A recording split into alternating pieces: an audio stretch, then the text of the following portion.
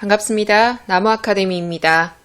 이번 영상에서는 2022년 시행된 고3 9월 모의평가 국어 영역 문학 파트 중에 첫 번째 지문인 고전소설 정수정전 공부해 보도록 하겠습니다.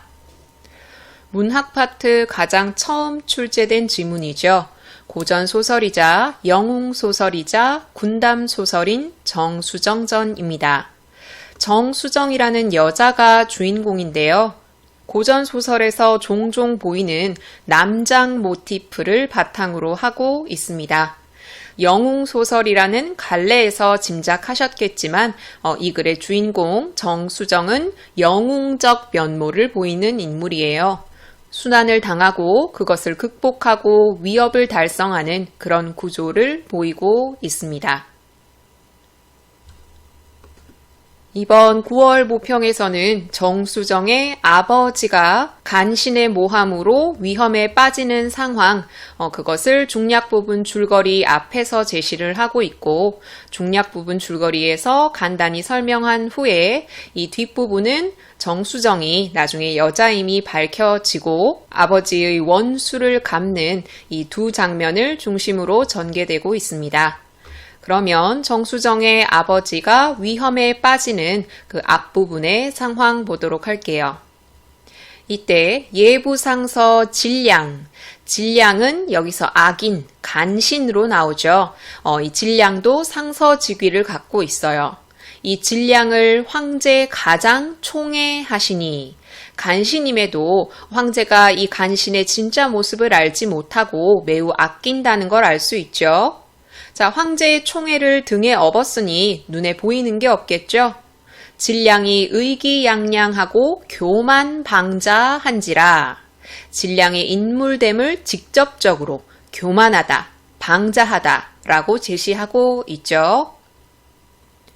인물의 성격을 이런 대사를 통해 간접적으로 전달하는 부분도 있고요. 이렇게 직접적으로 전달하는 부분도 있습니다. 정상서, 이 글의 주인공인 정수정의 아버지고요. 이름은 정흠인데 상서라는 직책을 따서 정상서라고 부릅니다. 자, 정수정의 아버지는 일찍이 질량이 소인인 줄 알고 황제께 간하되 정상서는 질량이 간신임을 알고 있었어요. 황제께 가까이 하지 마십시오라고 간했댔죠. 간하다는 임금에게 옳지 못하거나 잘못된 일을 고치도록 말하는 거죠. 진짜 충신만이 할 수 있는 일이죠. 목숨을 걸어야 되니까요. 자, 이렇게 황제께 간했는데 황제가 종시 그렇지 않다 하심에 아니다. 종시라는 말은 끝까지 내내라는 뜻이거든요. 이 두 음절의 단어를 통해서 정상서가 질량이 간신이다, 멀리 하시라 라는 이런 말을 황제에게 여러 번 아뢰었다는 걸 알 수 있어요.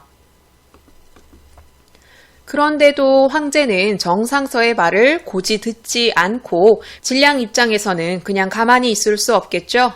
질량이 이 일을 알고 정상서를 해하려 하더라. 정상서를 그냥 뒀다가 자기가 황제에게 축출될 것 같으니까 손을 쓰는 거죠. 차시, 이 차시, 차설, 각설과 같이 장면 전환을 나타내는 상투어입니다. 황제의 탄생일이 되었어요. 마침 정상서가 병이 있어서 상소하고 참석치 못하였더니 황제의 탄생일인데 몸이 안 좋아서 못 오게 됐어요.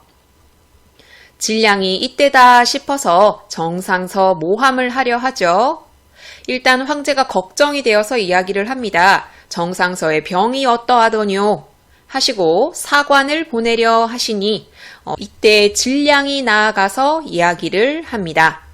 정상서는 간악한 사람이라 그 병세를 신이 자세히 아옵니다. 상서가 요사이 황제께 조회하는 것이 다루 없고 신이 상서의 집에 가오니 상서의 말이 수상하옵더니 그냥 늘 똑같았던 상서가 황제께 조회하는 것이 다르다고 이야기를 하면서 자기가 정상서의 집에 가봤대요.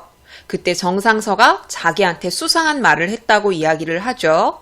처음부터 끝까지 다 모함하고 있어요. 오늘 조회에 불참하오니 반드시 무슨 생각 있는 줄 아나이다. 이 무슨 생각이라 함은 바로 불순한 생각, 나쁜 생각을 품고 조회에 나오지 않은 것이다. 아프지 않다. 라고 모함을 하고 있습니다. 모함을 당한 사람이 자기의 억울함을 토로하는 고전시가가 여러 가지가 있거든요. 이 부분, 그리고 나중에 정상서가 귀양 가는 부분, 그 부분과 관련해서 인물의 심리가 드러나는 것, 이런 문제가 출제될 수 있겠죠. 황제가 아끼는 질량이 정상서가 이렇게 나쁜 사람이다 라고 이야기를 하니까 황제가 대경 크게 놀라서 처벌하려 하시거늘, 지금 질량 한 사람의 말을 믿고 사실 여부를 조사해 보려 하지도 않고 바로 처벌하려고 하죠. 그래서 말립니다. 중관이 말리죠. 정상서의 죄 명백함이 없으니 어찌 벌로 다스리오리까. 황제는 그 말을 듣지 않고 절강에 귀양을 정하시니, 귀양이라는 건 그 당시에 사약을 내리는 것, 죽이는 것 다음으로 매우 큰 벌이었어요. 황제의 어리석음이 드러나요. 질량이 간신님을 알아보지 못하고 이 세치 현올림에 충신을 내치고 있죠. 중관이 이런 명을 듣고 미리 정상서의 집에 가서 이야기를 해줍니다. 귀띔을 해주는 거죠. 폐하가 당신을 귀양 보내려 한다. 이 얘기를 들은 상선은 청천벽력이겠죠. 크게 울면서 내 일찍이 국은 나라의 은혜인데 황제의 은혜로도 볼 수 있죠. 이것을 갚을까 하였더니 소인의 참언을 입어 이제 귀양을 가니 어찌 애달프지 않으리요. 아주 속상해하고 있습니다. 질량과 같은 간신배가 모함을 해서 내가 귀양을 가게 됐으니 애달프다. 하고 칼을 빼어서 책상을 치면서 말을 하기를 다 내 탓이다 라고 이야기를 해요. 소인을 없애지 못하고 도리어 해를 입으니 누구를 원망하리요. 자, 이렇게 슬퍼하고 있죠. 눈물을 흘리니 부인은 애원 통도하고 친척 노복이 다 서러워하더라. 귀양을 전혀 생각하지 못했고 뒤통수를 맞은 거죠. 자기는 아무런 잘못이 없는데 귀양을 가야만 합니다. 황제의 말을 전하는 사관이 재촉을 하죠. 황명이 급하오니 수의 행장 차리소서, 빨리 떠날 준비해라 라는 거죠. 정상서가 일변 행장을 준비하여 부인더러 말하기를 가족들을 모두 두고 아주 멀리 절강으로 떠나야 하죠. 나는 천만 의외의 귀양 가거니와 부인은 여아를 데리고, 이 부부에게는 여자 한 명, 주인공 정수정밖에 없거든요. 이 딸을 데리고 조상 제사를 받들어 길이 무탈하소서라고 떠납니다. 조상 제사를 받들어 주소서라고 얘기를 하는 거 보니까 유교적 가치관을 지닌 인물임을 알 수 있죠. 모녀 가슴이 막혀 아무 말도 못하더라. 무슨 말을 할 수가 있겠어요. 정상서 여러 날 만에 귀양지에 이르니 절강으로 귀양을 갔었죠. 그 절강을 다스리는 절강 만호가 관사를 깨끗이 치워놓고 거기에 머물게 했어요. 차설, 장면 전환입니다. 어느 정도 세월이 지났어요. 정상서가 적거한 후로, 적거는 귀양살이를 의미하거든요. 귀양살이한 후로 슬픔을 머금고 세월을 보내더니 지금 자기는 여기 있을 이유가 하나도 없죠. 오로지 한 사람의 모함 때문에 이렇게 먼 곳에서 귀양살이를 하고 있어요. 석 달 만에 홀연 득병하여 병을 얻어버렸습니다. 마침내 세상을 영결하니 세상을 떠나고 말았죠. 직접적으로 질량이 죽인 것은 아니지만 질량이 모함을 해서 귀양을 가게 되었기 때문에 그 속병을 얻어서 혹은 갖고 있던 병이 안 좋아져서 세상을 떠나게 된 것이죠. 그러니까 정수정 입장에서는 질량이 얼마나 괘씸하겠어요. 자, 아버지가 돌아가셨죠. 절강 만호 슬퍼 놀라. 자, 절강만호가 정상서의 죽음을 슬퍼하고 있죠. 자, 정상서는 유배를 왔어요. 죄인의 입장인데 관사를 깨끗이 치우고 거기에 머무르게 하거나 정상서의 죽음을 놀라하고 슬퍼하는 것으로 볼 때 절강만호는 정상서에 대해서 꽤 우호적인 입장이라는 걸 알 수 있죠. 자, 자기가 다스리는 고을에 귀양을 온 사람이 죽었으니까 황제께 보고를 해야겠죠. 장계로 보고하고 9월 모평에 보면 여기 있는 장계와 뒤에 나오는 첩서, 그 두 가지 문서를 비교하는 문제가 출제되기도 했죠. 이 장계는 정상서가 자기가 다스리는 이곳에 와서 귀양살이를 하다가 죽었습니다 라고 보고하는 공적인 문서입니다. 그리고 부인께 기별하니라. 이때 부인과 정수정이 정상서를 이별하고 눈물로 세월을 보내고 있었어요. 그런데 갑자기 시비가 고하되 절강에서 사람이 왔나이다. 급히 불러서 답을 하는데 지금도 슬픈데 더 슬픈 일이 일어났죠. 정상서께서 지난 보름께 별세하셨나이다. 죽었다라고 이야기를 하죠. 부인과 정수정이 이 말을 듣고 한마디 소리를 내며 혼절하니 정신을 잃었어요. 까무라칠 정도로 충격을 받은 거죠. 그 시비들이 창황망조하여 너무 급하고 어찌할 수 없어서 약물로 급히 구함에 오랜 후에야 숨을 내쉬며 눈물이 비오듯 하더라. 이 뒤에 이 부인도 얼마 못 가서 죽게 되거든요. 정수정은 연달아서 아버지와 어머니를 잃은 거예요. 중략 부분에 보면은 정수정이 남장을 했다고 나오죠. 남장 모티프가 드러납니다. 그 이유는 여러분도 짐작하시다시피 진량에게 복수하기 위해서입니다. 자, 남장을 한 정수정은 입신양명하거든요. 장원급제한 뒤에 북적을 몰리치는 공을 세웁니다. 이 공을 인정받아서 황제가 정수정과 공주를 결혼시키려고 하거든요. 이래서 정수정은 어쩔 수 없이 자기가 여자라는 걸 황제에게 고백하고요. 이전에 정수정은 장현과 혼인을 약속한 사이였기 때문에 황제의 명으로 그 장현과 혼인을 하게 됩니다. 그리고 정수정은 여자로 살고 있어요. 그런데 호왕이 침공했거든요. 그러자 황제는 여자로 지내고 있던 정수정을 대원수로 임명을 하고 정수정의 남편인 장현을 대원수의 부하인 중군장으로 출전을 시킵니다. 여자인데도 불구하고 대원수로 삼았다는 점에서 정수정이 얼마나 출중한 인물인지 알 수 있죠. 그리고 남장 모티프를 띠고 있는 고전소설 대부분이 그런 것처럼 그 당시 여성 독자들의 대리 만족을 위한 요소가 되게 많아요. 이 지문에서는 구체적으로 실린 부분이 없지만 정수정전의 다른 내용을 보면 장현이 정수정보다는 속이 좁고 작은 인물로 나와요. 이것도 그 당시 여성 독자들의 대리 만족을 위한 요소라고 할 수 있죠. 여자가 남자를 누르고 여자가 남자를 벌주고 이런 요소가 거기에 해당을 하죠. 자, 대원수, 정수정을 가리키겠죠. 호왕에 승리하여 황성으로 향할세. 이 전쟁도 성공적으로 승리로 이끌었어요. 강서지경에 이르러 한복더러 묻기를, 한복은 정수정의 수하거든요. 진량의 귀양지가 여기서 얼마나 되는가 라고 묻습니다.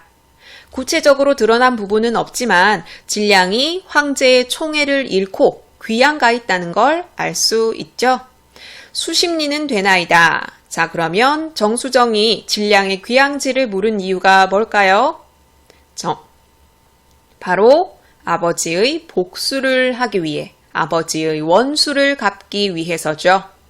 대원수 분부하되 철기를 거느려 무기를 갖고 가서 결박하여 오라 하니 정수정이 무슨 명령을 내렸죠? 진량을 포박해서 데리고 오라. 한복 등이 이 말을 듣고 나는 듯이 바로 가서 내실로 들어가서 진량이 크게 놀랐겠죠. 갑자기 웬 사람들이 몰려와서 자기를 잡아가려고 하니까요. 연고를 물었어요. 왜 그러느냐? 한복이 칼을 들어서 시종을 베고 군사를 호령하여 진량을 결박하여 본진으로 돌아왔어요. 그 중간 과정을 생략하고 빠르게 진행하고 있죠. 자, 지금 대원수 정수정의 앞에 아버지의 원수인 진량이 와 있습니다. 대원수 이에 진량을 잡아들어 장하에 꿀리고 녹이 대발하여 얼마나 화가 나겠어요. 자기 아버지를 모함해서 귀양 가게 해서 죽게 만들고 그 충격에 어머니도 돌아가시고 자기도 생고생을 했죠. 부친 모해하던 죄상, 과거에 자기 아버지를 모함했던 일이죠. 자, 이거를 죄를 불어라 라고 문초를 하니까 진량이 다만 살려달라고 빌었어요. 대원수 무사를 호령하여 빨리 베라 하니 이윽고 무사가 진량의 머리를 들이거늘 드디어 아버지의 원수를 갚았죠. 진량의 머리를 베었습니다. 직접 벤 건 아니죠. 호령해서 베라고 한 겁니다. 내용 확인 문제에 혹시나 언급될까봐 확실히 짚어드려요. 자, 지금 원수를 갚고 난 뒤에 아버지께 제사를 지내고 있죠. 이건 억울하게 돌아가신 아버지의 넋을 위로하는 모습이겠죠. 이번 모평 문제에 정수정의 영웅으로서의 모습, 효녀로서의 모습, 부녀자로서의 모습 이렇게 나누어서 그 역할을 다하려고 노력하는 것 혹은 그 역할 사이에서 갈등하는 것 이걸 구분하는 문제가 출제됐거든요. 방금 이 부분 진량의 머리를 베고 아버지께 제사를 지내는 것은 효녀로서의 모습이겠죠. 첩서를 올려 이 첩서 앞에서 언급한 장계를 비교하는 문제가 나왔었어요. 이 첩서는 내가 승리했습니다. 호황을 물리쳤습니다. 라고 알리는 문서죠. 자, 이 문서를 받고 황제는 또 이겼구나 라는 걸 알게 된 거고요. 이렇게 이기고 돌아온 정수정을 황제의 백관이 칭찬하기 위해서 기다리고 있었죠. 그리고 좌강로 평북후라는 벼슬을 봉하고 이것에 대해서 대원수는 감사합니다 라고 하고 청주로 갑니다. 청주는 지금 자기의 시댁이 있는 곳이 아니거든요. 시댁은 기주예요. 앞에 넘어간 부분이 있는데 자, 전쟁에서 이기고 돌아올 때 자기 남편인 중군장 장현이랑 같이 황제의 치하를 받은 것이 아니라 자기 남편은 기주로 보내버렸거든요. 자기 남편이 사는 곳이 바로 기주, 자기도 여기 살고 있었어요. 그런데 자기는 기주로 가지 않고 청주로 간 거죠. 이 앞부분에 보면 이 기주에서 남편과 아내 사이에 트러블이 있었거든요. 남편이 아끼는 첩이 있었는데 그 첩이 방자하게 굴어서 정수정이 목을 베어버렸어요. 그 일로 남편과의 사이가 틀어져서 정수정이 청주로 가버렸거든요. 그 사이에 호국에서 쳐들어오고 대원수로 출전하게 된 거예요. 차설 장면 전환 봅시다. 장현이 남편입니다. 기주에 이르러 모친 태부인 외없고 전후 사연을 고하되 태부인이 듣고 통분왈. 지금 미주알 고주알 다 일러 바친 거예요. 엄마 내 마누라가 나한테 벌 줬어 라고 다 얘기한 거죠.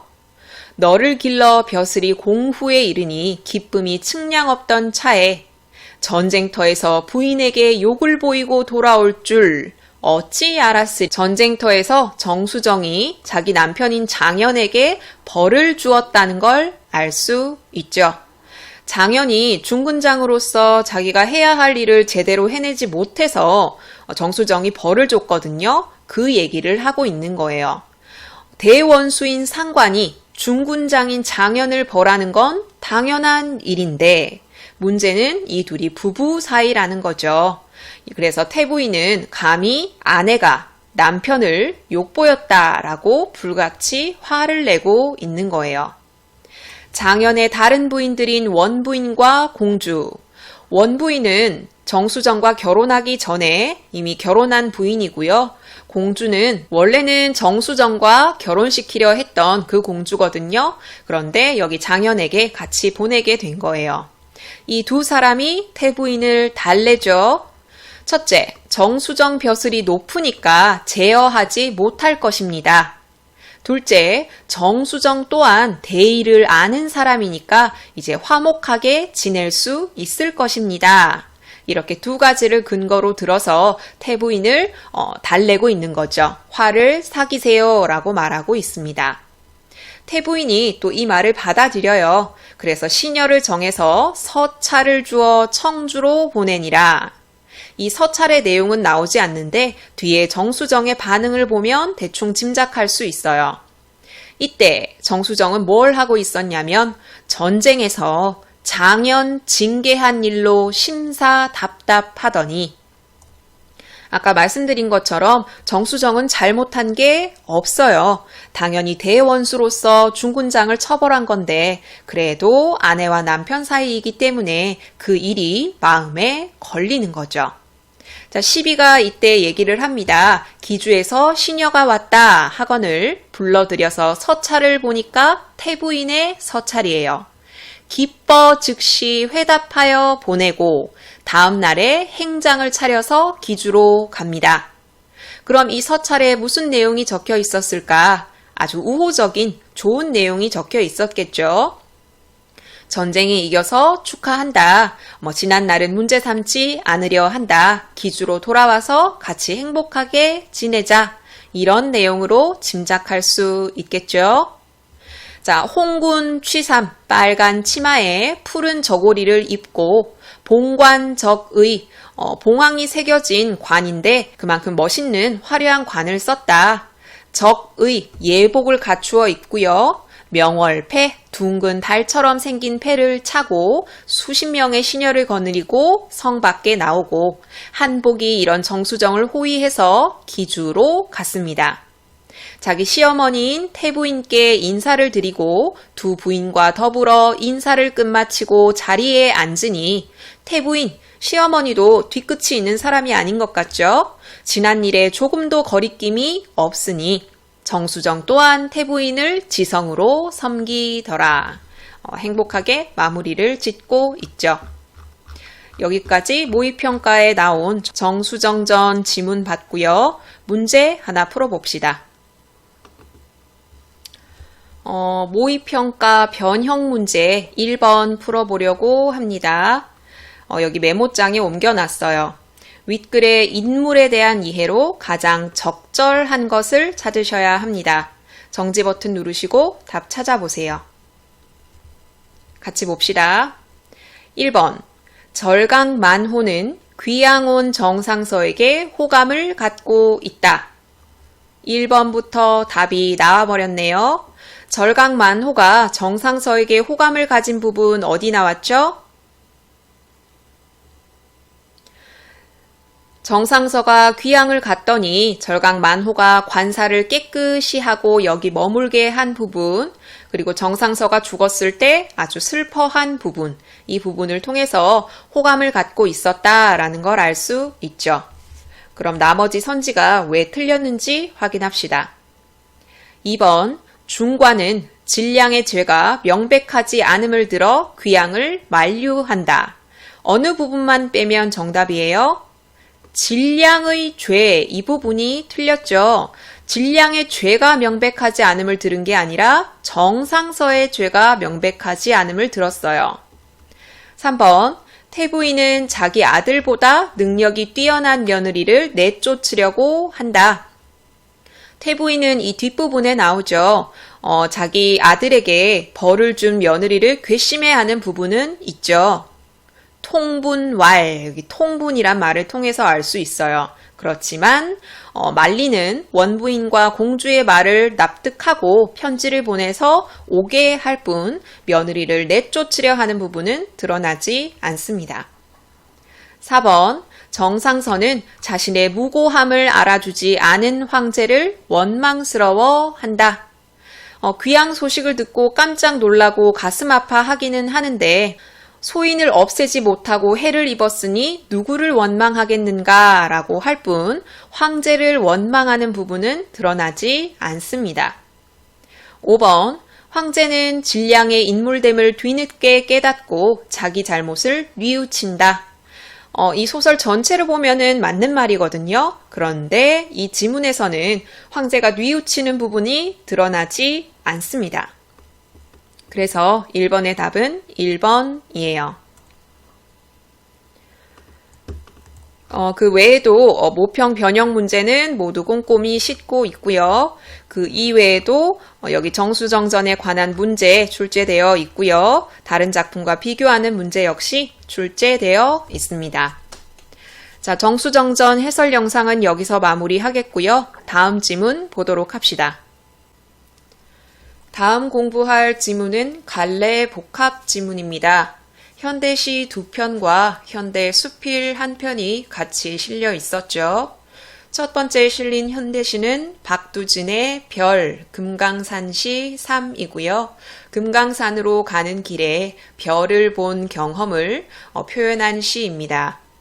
두 번째 작품은 신경님의 길이죠. 길을 소재로 해서 바람직한 삶의 자세를 이야기하고 있는 시입니다. 세 번째 작품은 백석이 쓴 현대수필 편지입니다. 당신이라는 대상에게 편지를 쓰는 형식으로 자기의 과거 경험을 제시하고 있어요. 우리는 순서대로 첫 번째 현대시 별, 금강산시 3 보도록 합시다. 이 시의 화자는 금강산으로 가는 중인데 그 가는 와중에 보이는 자연물들 그리고 자신의 감정을 표현하고 있어요. 첫 번째 연부터 보도록 할게요. 첫 번째 연에서는 화자가 걷고 있는 이 산길의 분위기가 어떤지 긍정적인지 부정적인지 이것을 생각하면서 공부하시면 좋아요. 영탄법이죠. 아득히 내 첩첩한 산길 왔더니라. 네라는 시적 화자가 겉으로 드러나는데 화자는 지금 산길에 있는 것 같아요. 산길이 어때요? 첩첩합니다. 인가와 가까이 있는 산길이 아니라 꽤 깊은 곳의 산길인 것 같죠? 그 산길을 아득히 왔다고 표현하고 있어요. 이 아득히라는 표현을 통해서도 꽤 깊은 곳에 있구나, 깊은 곳에 산길을 걷고 있구나 라는 걸 알 수 있죠. 여기까지 읽어서는 여기에 이 아가 긍정인지 부정인지 잘 알 수 없어요. 계속 읽어볼게요. 이 산길은 어떻냐면요. 인기처 끈이고 새도 짐승도 있지 않은 한낮 그 환한 골길. 일단 시간은 한낮이에요. 낮이라서 환하다고 표현하고 있습니다. 그냥 환한도 아니고 환한. 시적 허용을 사용해서 환한 분위기를 더욱 강조하고 있죠. 화자가 걷고 있는 산길이 밝다고 이야기하는 건 화자가 이 산길에서 우울한 감정을 가지고 걷는 게 아니라는 것. 꽤 긍정적인 분위기를 갖고 있다는 걸 알 수 있죠. 그런데 앞에 있는 이 식구 때문에 산길을 부정적으로 생각할 수 있으니까 조심하셔야 돼요. 인기척이 없다, 새도 짐승도 없다. 이것은 외롭다거나 고독하다거나 하는 분위기를 드러내기 위한 게 아니라 조용한 것, 고요한 것, 이런 분위기를 만들기 위한 식구입니다. 화자가 걷고 있는 이 산길은 어떻다고요? 아주 고요하고요. 환합니다. 평화롭고 긍정적인 분위기를 만들고 있죠. 이런 산길을 다만 아득히 나는 먼 생각에 잠기어 왔더니라. 이 산길을 또 아득히 왔다고 표현하고 있습니다. 앞에도 아득히라는 표현이 쓰였죠. 이 산골이 아주 깊은 곳에 있듯이 나도 아득히 왔다. 즉 고요하고 첩첩산중인 이 외부 세계와 화자의 내면 세계가 대응하고 있다. 내면도 이 산길만큼 고요하고 환하다는 거죠. 자, 이렇게 화자는 생각에 잠겨서 이곳에 왔다라고 표현하고 있는데 뭐뭐 했더니라와 같은 표현을 반복하고 있거든요. 예스러운 어미죠. 이걸 반복해서 운율을 형성하고 있습니다. 자, 그럼 금강산으로 좀 더 들어가 봅시다. 백화 앙상한 사이를 바람에 백화같이 불리우며 물소리에 흰돌되어 씻기우며 나는 총총히 외로움도 잊고 왔더니라. 화자는 총총총 하고 이곳에 외로움도 잊고 왔어요. 자, 이 금강산에서 어떤 감정을 느끼냐면 백화는 자작나무거든요. 약간 흰 빛을 띠는 나무인데 그 자작나무 사이에 윙 하고 바람이 부는데 그것을 불리우며 라고 표현하고 있어요. 화자는 자작나무를 보고 있는 것으로 보이는데 자기가 자작나무가 되어서 바람을 맞고 있는 듯이 표현하고 있어요. 그리고 또 이어서 자기가 흰돌이 되어서 물소리에 씻긴다고 표현하고 있어요. 화자 자신이 백화가 된 듯이, 화자 자신이 흰돌이 된 듯이 바람을 맞고 있고 물소리에 씻기고 있어요. 화자는 산길을 걸으면서 자기가 자연물과 하나가 되었다고 느끼는 거예요. 자연과의 일체감을 느끼고 있는 부분이죠. 세 번째 연 보도록 합시다. 세 번째 연에서는 큰 나무들과 뾰족뾰족한 산봉우리들을 보고 있어요. 살다가 오래여 삭은 장목들 흰팔 벌리고 서 있고 오랫동안 살아와서 사가 있는 큰 나무들이 흰 팔을 벌리고 서 있습니다. 의인화를 하고 있죠. 그리고 봉우리는 바람과 눈에 깎여서 뾰족뾰족합니다. 이 장목과 날선 봉우리를 보고 있는 거죠. 특히 이 봉우리는 훌훌훌 창천에 흰 구름 날리며 섰더니라. 이 봉우리가 맑고 푸른 하늘에 서 있다고 의인화해서 표현하고 있고요. 봉우리 자체는 정적인 이미지인데 그것이 마치 날듯이 서 있는 것처럼 동적으로 표현하고 있습니다. 특히 훌훌훌이라는 음성 상징어를 사용했다는 점이 특징이죠. 3년에서는 오래된 장목들과 날선 봉우리를 표현하고 있습니다. 4연 보도록 할게요. 쏴 역시 음성 상징어를 사용하고 있죠. 한종일 내 쉬지 않고 부는 물소리 아는 바람소리. 물소리가 바람소리를 안고 있다고 의인화해서 표현하고 있는데 한마디로 물소리도 바람소리도 같이 들렸다는 걸 알 수 있죠. 여기 말줄임표를 사용해서 여운을 형성하고 있습니다. 자, 물소리, 바람소리, 청각적인 이미지를 사용하고 있어요. 9월, 시간적인 배경이 드러나죠. 고운 낙엽이 날려서 푸른색 담에 떨어지고 있어요. 이 담은 담벼락이 아니라 웅덩이, 쉽게 얘기해서 연못 이렇게 생각하시면 되거든요. 낙엽은 여러 가지 색깔이 있겠지만 푸른 담과 대응하고 있으니까 붉은색으로 생각할 수 있겠죠.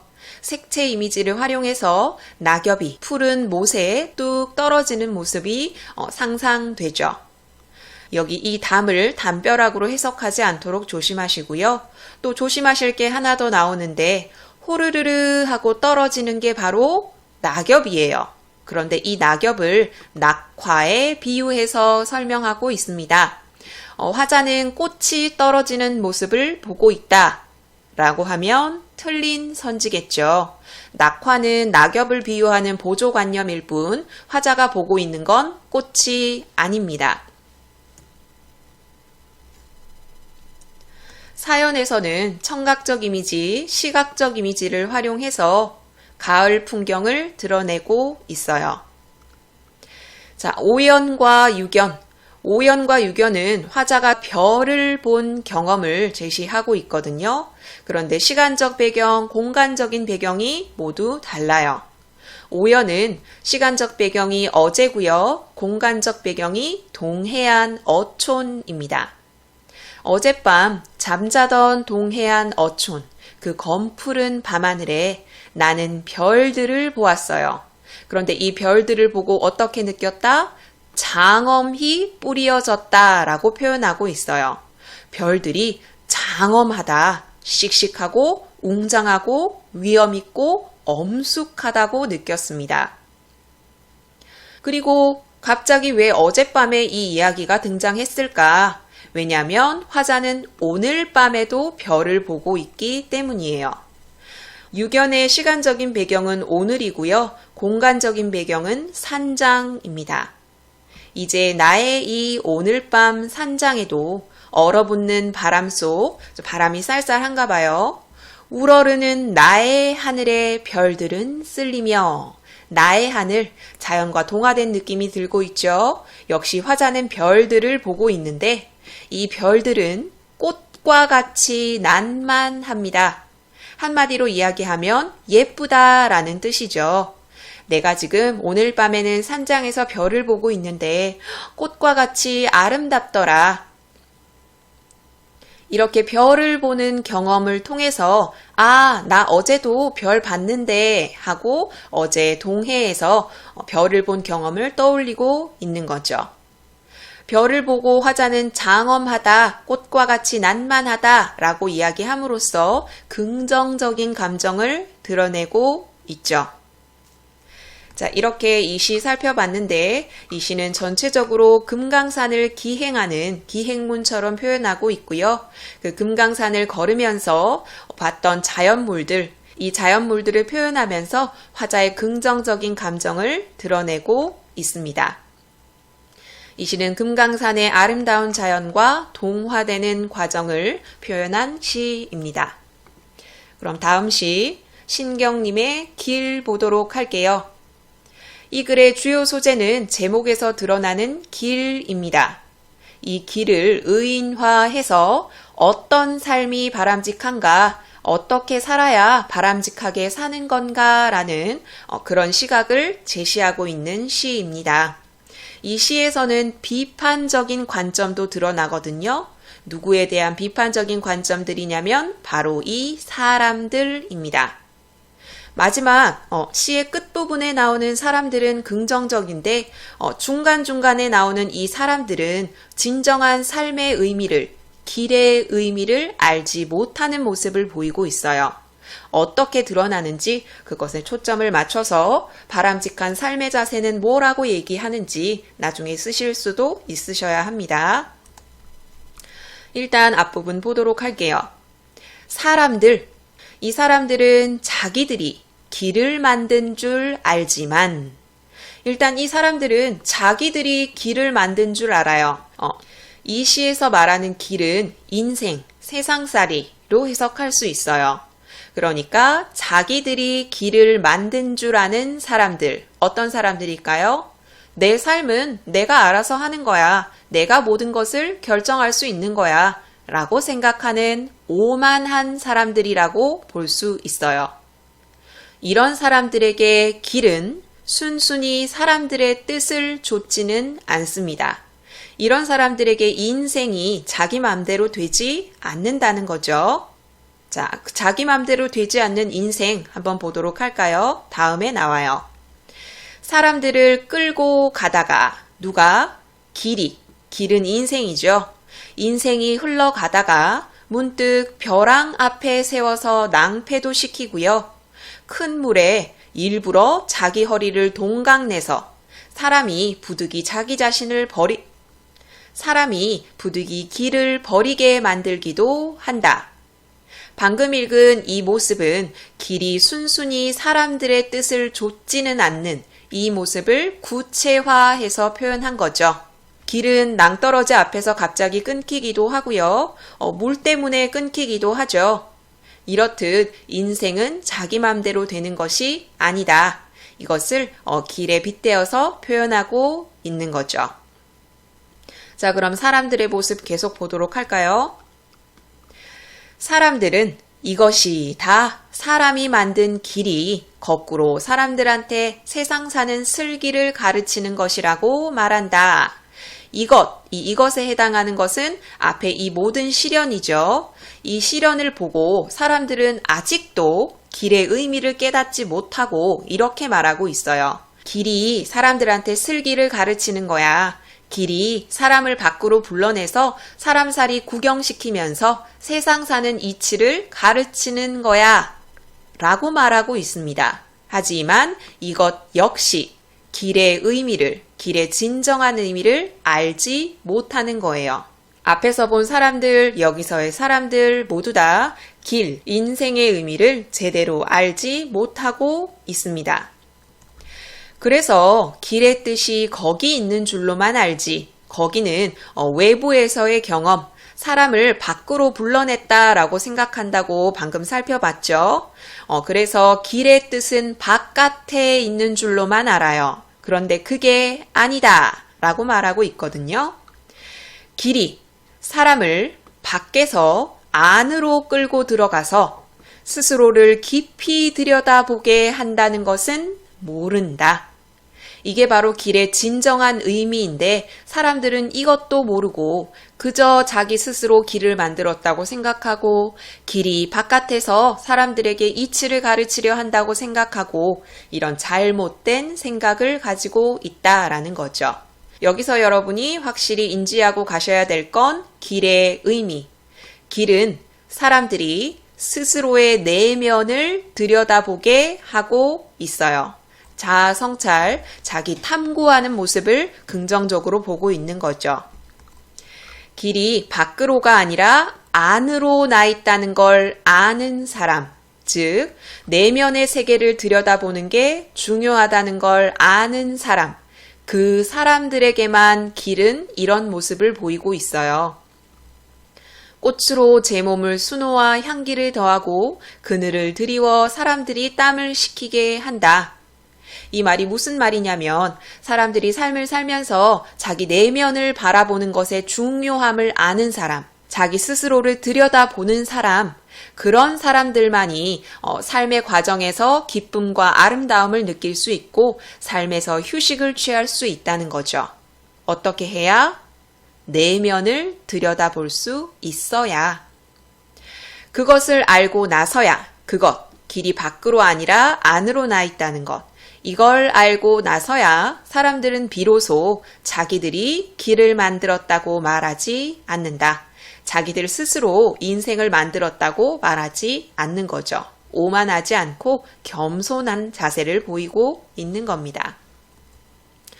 이 길을 이해하기 위해서 염두에 두셔야 될 게 이 길은 인생을 의미하는 것, 인생을 사는 바람직한 자세를 설명하기 위해서 길을 활용하고 있다는 거예요. 인생을 살 때는 무엇이 중요하다? 내면을 들여다보는 자세가 중요하다. 인생을 스스로 결정했다거나 인생은 바깥에서 의미를 찾는 활동이다 라고 생각하지 말고 스스로의 내면을 들여다보세요 라고 이야기하는 시입니다.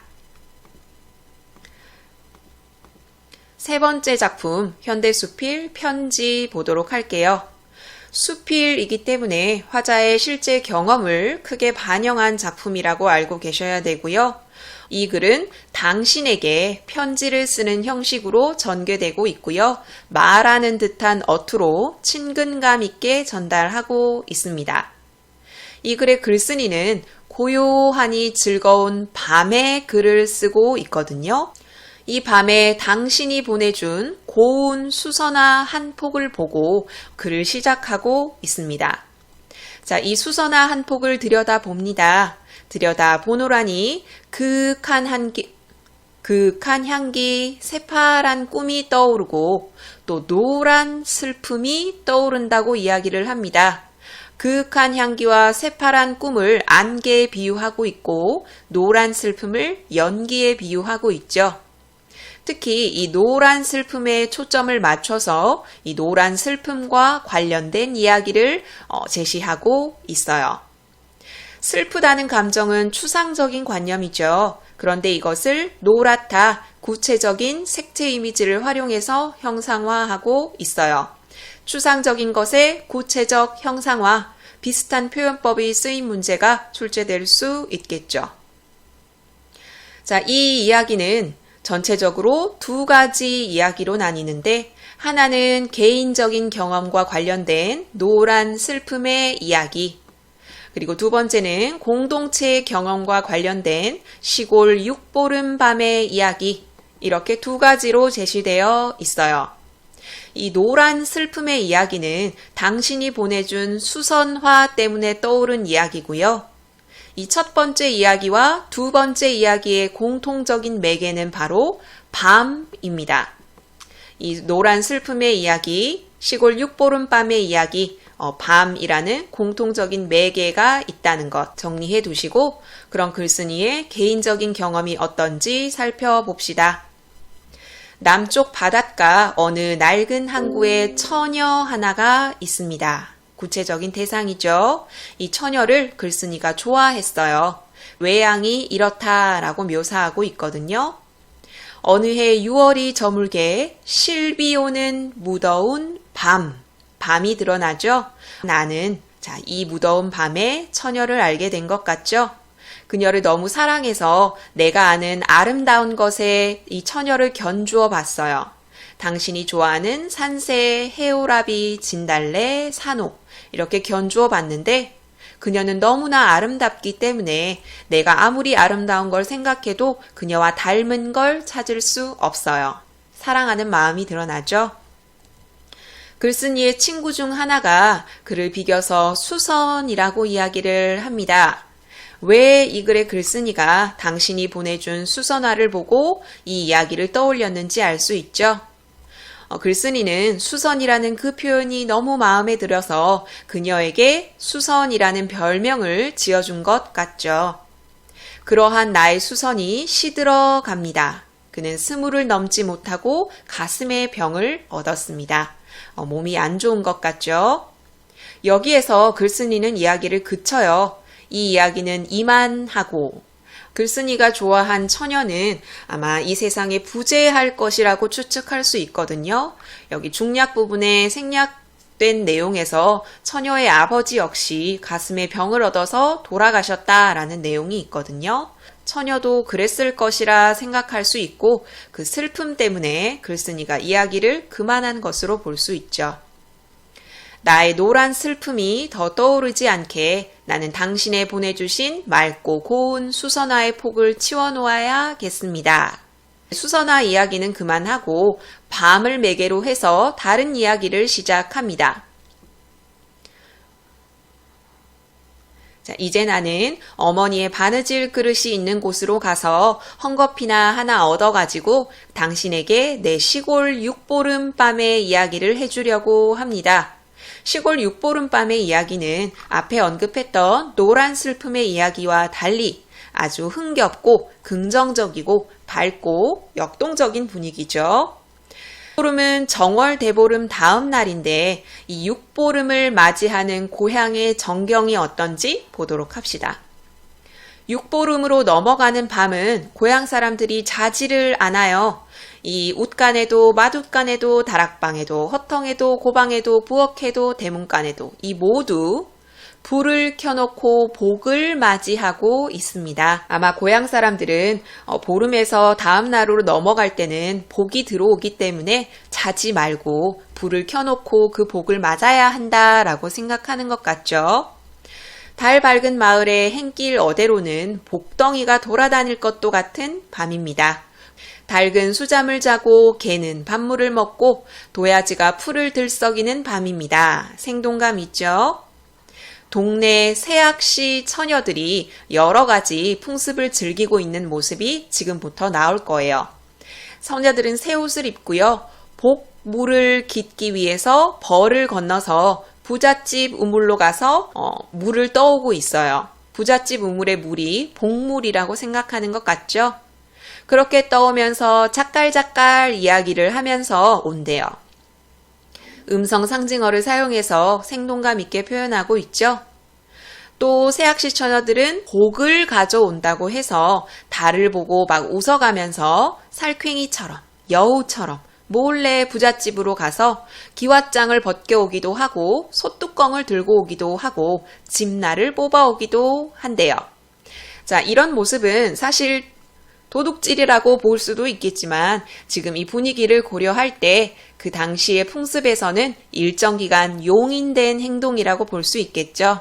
새학시 처녀들을 살쾡이나 여우에 비유해서 풍습을 즐기는 모습을 표현하고 있어요. 이렇게 허물없는 즐거움 속에서 끼득끼득 이 처녀들이 웃는 소리를 역시나 음성상징어를 활용해서 표현하고 있죠. 이렇게 막 즐겁게 웃으면서 풍속을 즐기는 모습, 그들은 산에서 내린 무슨 암짐승이 되어버리는 밤입니다. 또 암짐승에 비유해서 표현하고 있습니다. 밑에 살펴봤던 시골 육보름밤의 이야기는 아주 흥겨운 분위기, 생명력 넘치는 분위기를 드러내고 있어요. 똑같은 밤을 매개로 해서 이야기를 하는데 위에는 애상적 분위기, 밑에는 흥겹고 생명력 넘치는 분위기가 드러나 있습니다. 자, 여기까지 새 복합지문 살펴봤고요. 우리 문제 풀어보도록 합시다. 자, 새 지문 문제 중에 모평 변형 문제 1번 풀어보려고 합니다. 표현상 특징을 묻는 문제거든요. 가, 다의 공통점으로 가장 적절한 것, 새 시에서 공통적으로 쓰인 표현법 찾아보세요. 정지 버튼 누르세요. 같이 봅시다. 생략법을 활용하여 여운을 형성하고 있다. 생략법, 여기 가에 쓰였고요. 그리고 다에도 쓰였죠. 여기 산호에도 라는 부분에 드러나고 아래쪽에 뽑아오고 이 부분에도 드러나 있어요. 그런데 나에는 생략법이 쓰이지 않았습니다. 그래서 1번은 틀렸고요. 2번, 말하는 듯한 어투를 활용해서 친근감을 주고 있다. 이것은 다에만 해당되는 설명이죠. 뭐 했겠습니까? 뭐 했습니다. 와 같은 말하는 듯한 어투. 3번, 동일한 종결 어미를 반복하여 통일성을 주고 있다. 가에는 뭐뭐 했더니라 와 같은 종결 어미를 반복하고 있고요. 나에는 무엇한다, 무엇한다 와 같은 종결 어미를 반복하고 있고 다는 뭐 했습니다, 무엇합니다 와 같은 종결 어미를 반복하고 있고 이런 것을 반복하면 통일성을 주고 있죠. 1번의 정답은 3번입니다. 4번, 음성상징어를 사용하여 생동감 있게 표현하고 있다. 이것은 가와 다에만 해당하는 설명이죠. 가에 훌훌훌, 호르르 같은 쏴 이런 음성상징어가 사용되었고요. 다에도 아랫부분에 보면 찰락찰락, 작갈작갈, 끼득끼득과 같은 음성상징어, 생동감 있게 표현할 수 있죠. 5번, 무생물을 생물처럼 표현하여 관찰 대상의 모습을 드러내고 있다. 무생물을 생물처럼 표현하는 건 화류법이죠. 화류법은 가에도 쓰였고 나에도 쓰였고 그리고 다에도 쓰였습니다. 일단 화류법이 쓰인 표현부터 먼저 살펴볼게요. 여기 가의 3년에 보면은 장목들이 팔을 벌리고 서 있고 봉우리가 이렇게 서 있다라고 표현함으로써 화류법을 활용하고 있죠. 그리고 나는 길 자체를 의인화했어요. 화류 안에 의인이 포함되어 있죠. 그래서 나도 화류법이 사용되었다고 볼 수 있고요. 다에도 아랫부분에 보면은 마을 행길 어대로는 복덩이가 돌아다닐 것도 같은 밤입니다. 복덩이, 생명이 있는 게 아닌데 이것을 생명이 있는 것처럼 표현을 하고 있어요. 그런데 관찰 대상의 모습을 드러내고 있는 것, 복덩이를 관찰하고 있는 건 아니죠. 나에서도 길을 활용해서 표현하고 있을 뿐 길을 관찰해서 표현하고 있지 않아요. 그러니까 5번의 설명은 가에만 해당하는 설명이에요. 가에 장목들 그리고 봉우리들 이런 것들을 화자는 관찰하고 있죠. 이 관찰해서 이 대상들을 생물처럼 표현하고 있는 것. 이것은 가에만 해당되는 설명이기 때문에 5번도 답이 될 수 없는 거죠. 그래서 1번의 정답은 3번입니다. 여기까지 공통 문제 하나 풀어봤고요. 그 이외에 모평 변형 문제 제시하고 있고 그 이외에도 각시 연계 문제 제시하고 있습니다.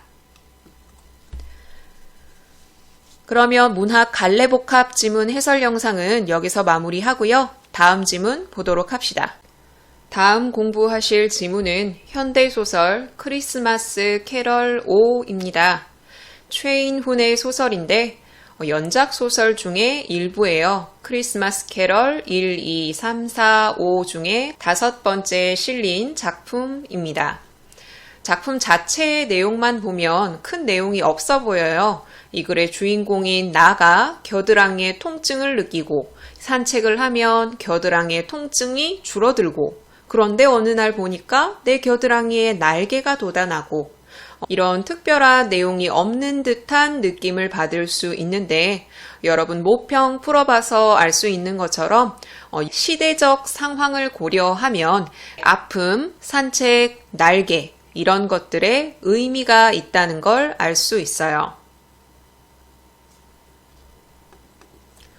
민주화 운동, 억압적인 시대 배경 이런 것들이 생각이 나죠. 1960년에 이승만 정권의 부정선거에 대항해서 4.19 혁명이 일어났었고 그 결과 이승만이 하야하게 되죠.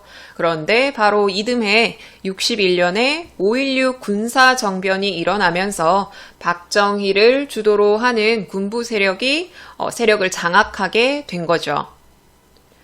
그러니까 1960년은 민중의 힘으로 독재자를 몰아낸 연도이기도 하지만 또 다른 독재자가 찾아온 그런 암울한 시기이기도 하죠. 이렇게 개략적인 시대적 상황을 파악하고 계시면 시대적 배경을 바탕으로 묻는 문제에 좀 쉽게 접근할 수 있겠죠. 자, 이 크리스마스 캐럴 5 보도록 합시다. 좀 난해하게 느껴질 수 있는데 약간의 환상적인 분위기를 곁들이고 있다라고 생각하시면서 읽으시면 좋겠어요. 이 글의 서술자는 나죠. 서술자가 자기에 관해 이야기하는 1인칭 주인공 시점입니다. 자기 스스로의 내면 세계를 주로 서술하고 있기 때문에 서술의 흐름은 좀 느린 편이죠. 그런 일이 있은 지 한 달쯤 지나니 내 겨드랑이에 생긴 이변의 전모가 대강 드러났다. 서술자의 겨드랑이에 무슨 일이 일어났는데 이 일이 어떤 일인지 전체의 대강의 모습을 알게 되었대요. 그러면 우리는 서술자의 겨드랑이에 무슨 일이 생겼는지 그 다음 내용을 보도록 합시다. 파마늘이란 말이 계속 나오는데 모평에 실린 지문만 보고는 왜 자기 겨드랑이에 생긴 그것을 파마늘이라고 부르는지 알 수 없거든요. 왜 겨드랑이 털이 나 있죠. 그런데 서술자의 겨드랑이가 막 점점 붓고 있어요. 부종이 일어나거든요. 그러면서 아파해요. 겨드랑이가 동그랗게 부어 있는데 거기에 검은 겨드랑이 털이 달려 있으니까 그걸 보고 검은 술이 달린 둥근 파 같다라고 이야기를 하거든요. 이 이후로 글쓴이는 자기 겨드랑이의 부종을 파마늘이라고 부릅니다. 겨드랑이가 땡땡 부어있다. 그 부어있는 모습을 파마늘이라고 한다 라고 생각하시면 돼요. 자, 파마늘. 이것은 어김없이 밤 12시부터 새벽 4시 사이에 솟구친다는 것. 밤만 되면 겨드랑이가 아파요. 방에 있으면 쑤시고 밖에 나가면 씻은 듯 하다는 것. 까닭은 전혀 알 길이 없다는 것. 이것을 내 겨드랑이에 생긴 이변이라고 소개하고 있어요. 일단 겨드랑이 통증은 밤만 되면 일어나고 밖에 나가면 낫는다. 이유는 알지 못한다 라는 게 개략적인 내용이죠. 의사는 나에게 전혀 이상이 없다고 잘라 말했다. 그도 그럴 것이 그 시간에는 내 겨드랑은 멀쩡했기 때문이다. 그 시간은 의사를 방문한 시간일 테고 낮에 방문했겠죠. 그런데 내 겨드랑이는 자정이 지나야만 아프기 시작하니까 증상을 구체적으로 보여줄 수 없겠죠. 그래서 의사는 이상이 없다고 진단을 한 거죠. 그때부터 나의 괴로움은 비롯되었다. 겨드랑이가 붓기만 하면 괜찮은데 고통을 수반하니까 잠에 들 수가 없는 거죠. 파마늘은 전혀 불규칙한 사이를 두고 튀어나왔다. 매일매일 고통을 주는 건 아닌데 또 규칙적으로 아파오는 것도 아니래요.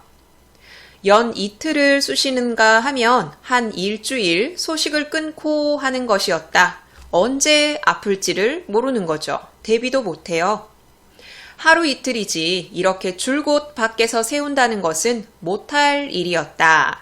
여기서 알 수 있는 건 이 글의 서술자는 파마늘이 나올 때마다 밖에서 밤을 세운다는 걸 알 수 있죠. 밖에서 밤을 세운 이유는 여기 밖에 나가면 씻은 듯 하다. 이것 때문에 겨드랑이가 아플 때마다 밖에 있는 거예요.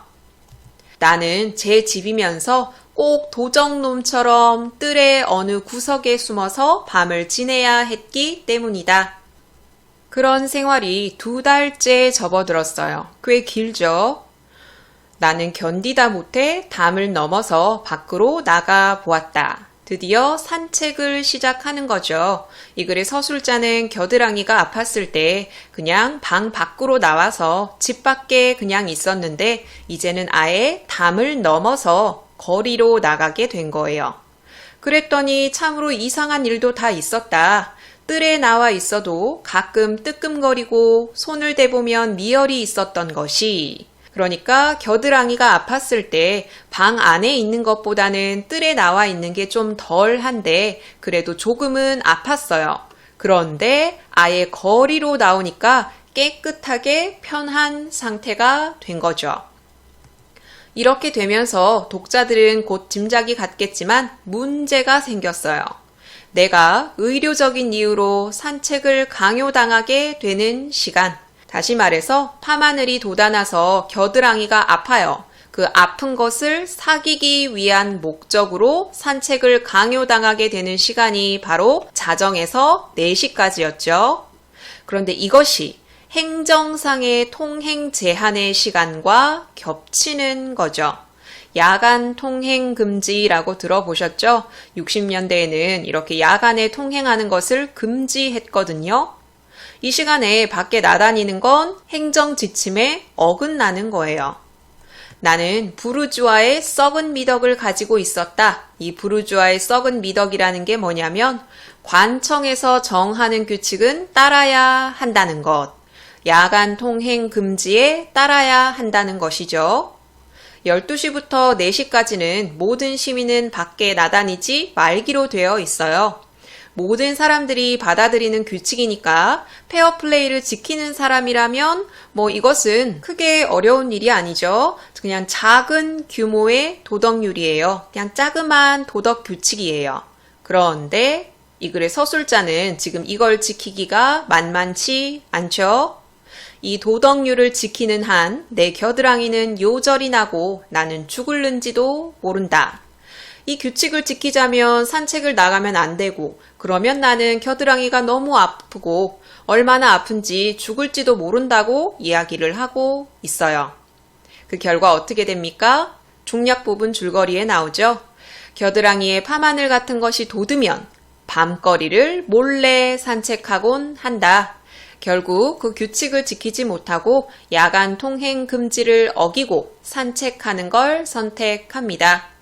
산책을 하다가 다른 사람들과 마주치게 돼요.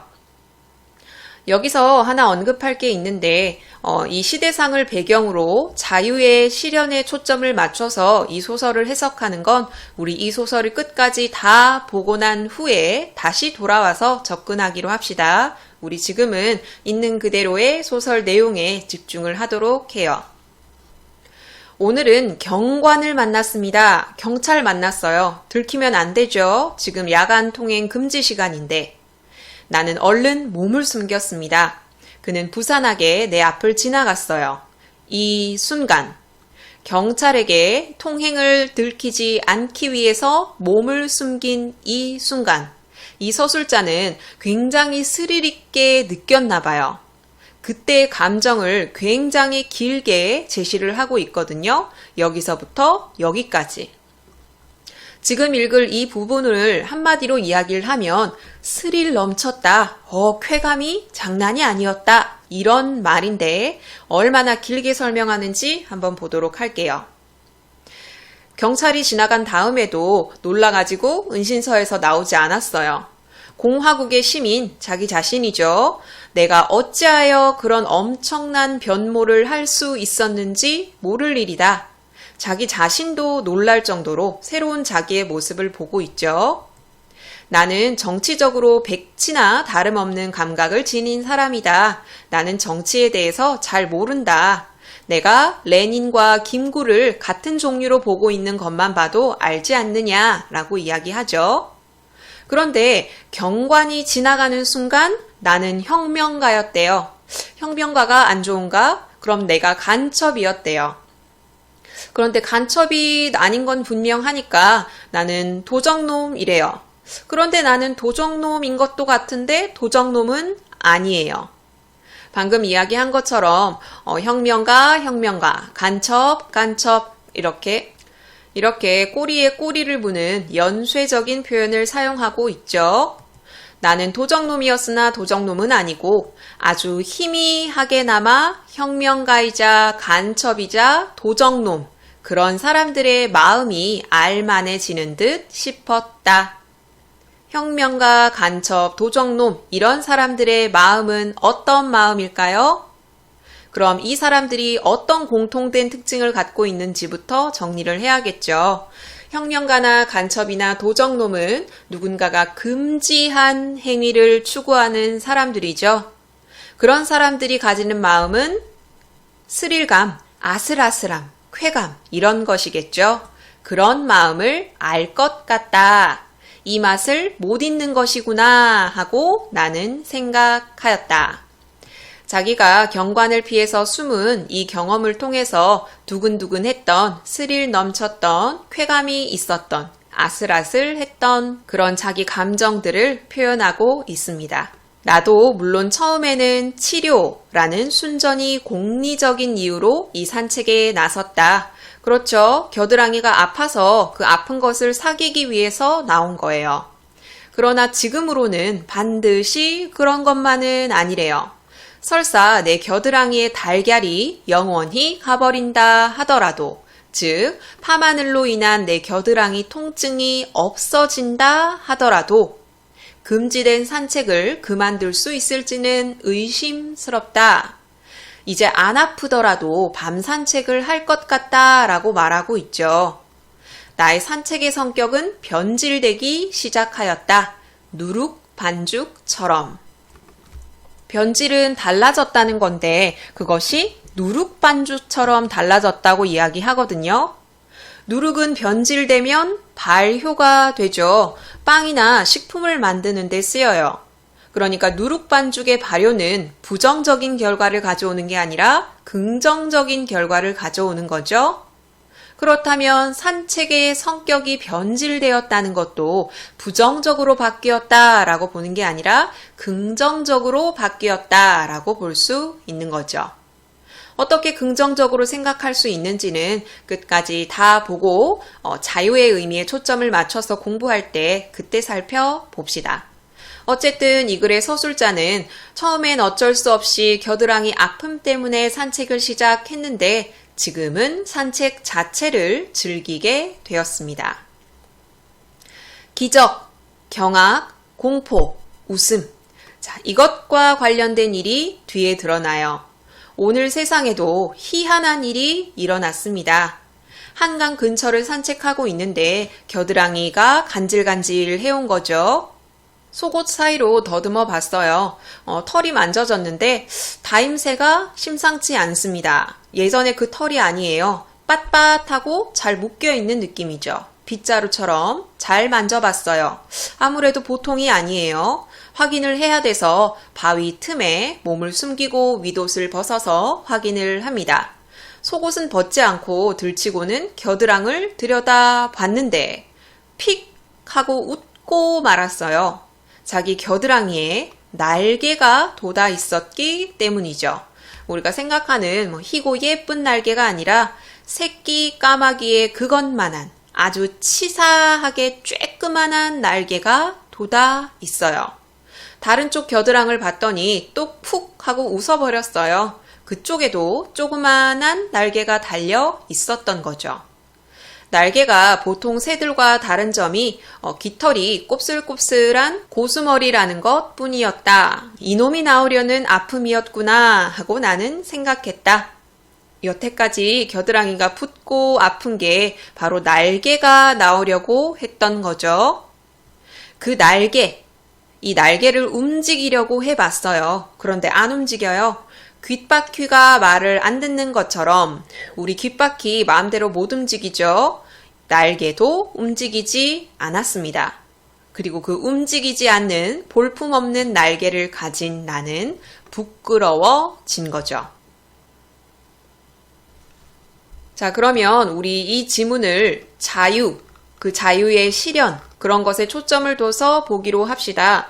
9월 모평 보기에 제시가 되었죠. 이 크리스마스 캐럴 5는 자유가 억압된 시대적 상황을 바탕으로 하면서 자유의 가능성, 자유의 한계에 대해서 묻는 작품이다 라고 말을 하고 있거든요.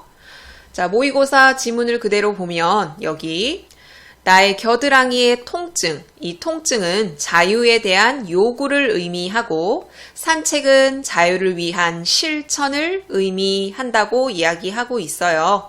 처음에는 명료하지 않고 미약했던 자유를 향한 의지가 산책을 거듭하면서 심화되는 모습, 그리고 문제점 이런 걸 드러내고 있다고 설명하고 있어요. 방금 언급했던 것처럼 겨드랑이의 통증은 무엇을 의미한다고요? 자유에 대한 요구를 의미해요. 뭔가를 요구하니까 통증이 있는 거고 그 요구가 해소되지 않으니까 겨드랑이가 계속 아픈 거예요. 이걸 해소하기 위해 산책을 한다는 건 자유를 위한 실천이라고 방금 살펴봤죠. 서술자는 담을 넘어서 자유를 실천하기 위해 조금 적극적으로 행동하러 나간 거예요. 자, 이렇게 나가니까 겨드랑이의 통증이 덜하죠. 자유를 향한 갈망이 약간은 해소가 되는 거예요. 어느 정도의 실천은 한 거니까요. 그런데 이 산책이 변질되었다고 나오죠. 누룩반죽처럼. 자, 산책은 자유를 향한 실천이라고 얘기를 했는데 그게 변질되었다는 것은 바로 그 자유를 향한 실천 의지가 심화되었다라고 볼 수 있겠죠. 그런데 아까 보기에 그 과정에서 문제점이 생긴다라고 나오죠. 그 문제점이 바로 날개입니다. 날개의 의미를 묻는 문제가 출제될 가능성이 크거든요. 자, 일단 날개를 좋게 봅시다. 날개는 자유를 향한 갈망, 내 겨드랑이 통증의 결과로 돋아난 거기 때문에 내 자유를 향한 갈망이 좀 더 변질되고 심화된 다른 모습이라고 볼 수 있겠죠. 갈망만 하는 게 아니라 그것이 어떤 형상으로든 실천된 거예요. 심화된 거죠. 그런데 반대로 봅시다. 날개의 형상이 어때요? 너무 작고 보잘것없고 내 스스로 움직일 수가 없어요. 그 말은 자유를 향한 갈망을 넘어서 그 실천, 의지가 심화되기는 했는데 그것을 제대로 실현할 수가 없다는 거죠. 그 이유는 서술자 스스로의 문제일 수도 있고 시대적인 한계일 수도 있겠죠. 이렇게 날개는 긍정적인 의미, 부정적인 의미를 모두 포함하고 있어요. 어떻게든 이렇게 돋아났다는 측면에서 자유를 향한 의지가 심화되었다는 점, 그럼에도 불구하고 그 형상이 보잘것없다는 걸 볼 때 한계점을 드러낸다는 것. 이렇게 자유의 의미에 초점을 둬서 이해를 하면 다르게 해석할 수도 있어요. 자, 그럼 크리스마스 캐럴 5 문제 풀어보도록 합시다.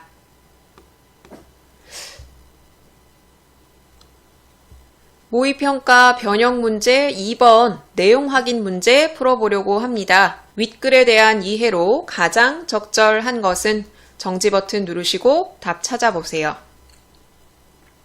같이 봅시다. 밤하늘은 매일 밤 12시만 되면 통증을 유발했다. 밤 12시부터 4시 사이에 통증이 유발된다는 내용은 있었지만 이 통증은 불규칙한 사이를 두고 튀어나왔다. 그러니까 매일 밤이라는 설명은 틀렸죠. 2번, 의사는 밤하늘로 인해 괴로워하는 나에게 산책을 권유했다. 의사는 서술자의 몸에 이상이 없다고 이야기를 했을 뿐 산책을 권유한 적은 없어요. 3번, 나는 산책을 하면서 밤하늘로 인한 고통이 완전히 치유되었다.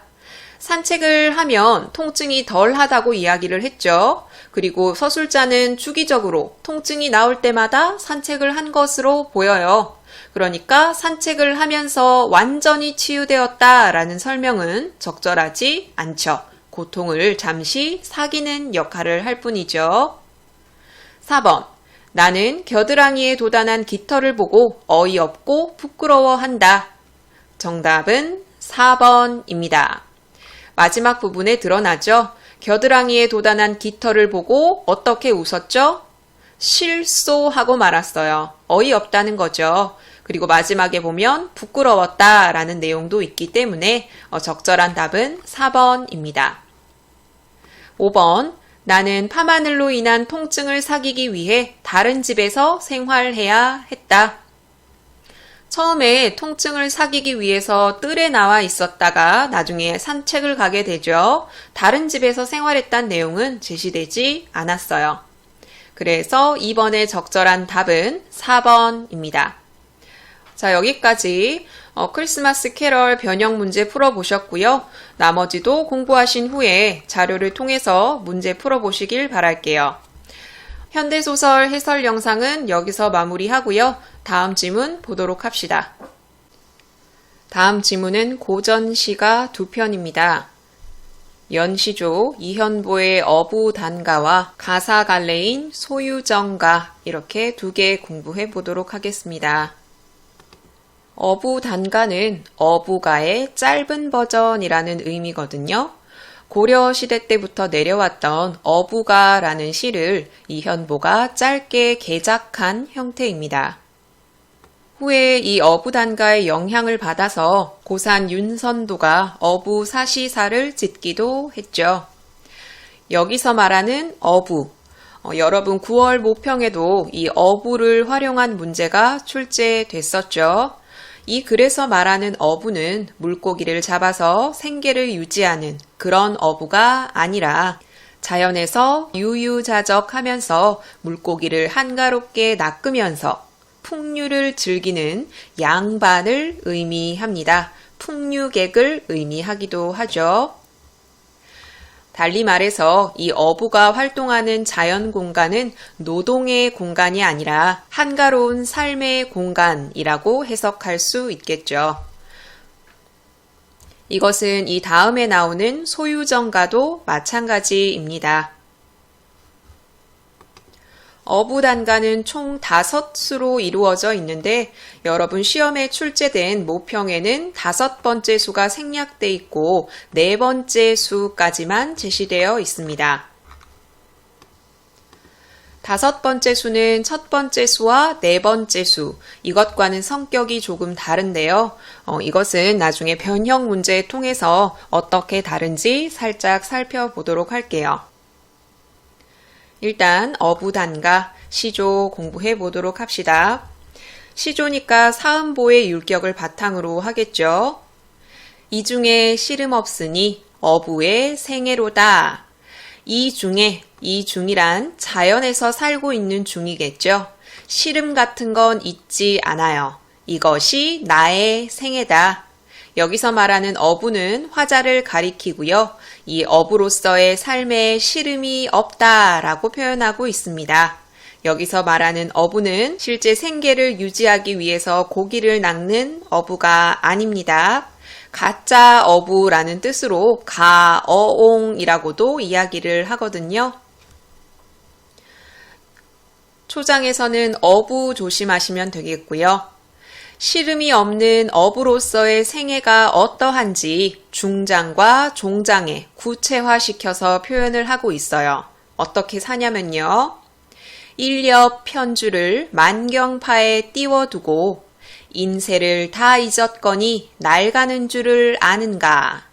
일단 한 조각의 배를 만경파에 띄워두고 넓은 바다에 띄우고 그 위에서 화자가 유유자적 하고 있어요. 그렇게 한가롭게 둥둥 떠다니면서 인세를 다 잊었다고 말하고 있습니다. 속세라는 개념이 드러나죠. 자연에 관해서 언급하는 고전시가에 보면 그저 자연에서의 만족스러운 삶, 여기서 그치는 것들이 있고 속세를 들어서 속세와의 거리감을 드러내거나 미련을 보이거나 갈등을 보이거나 하는 작품이 있거든요. 이 시의 어부단가도 속세의 개념을 끌고 오고 있어요. 이건 두 번째 수에도 나오거든요.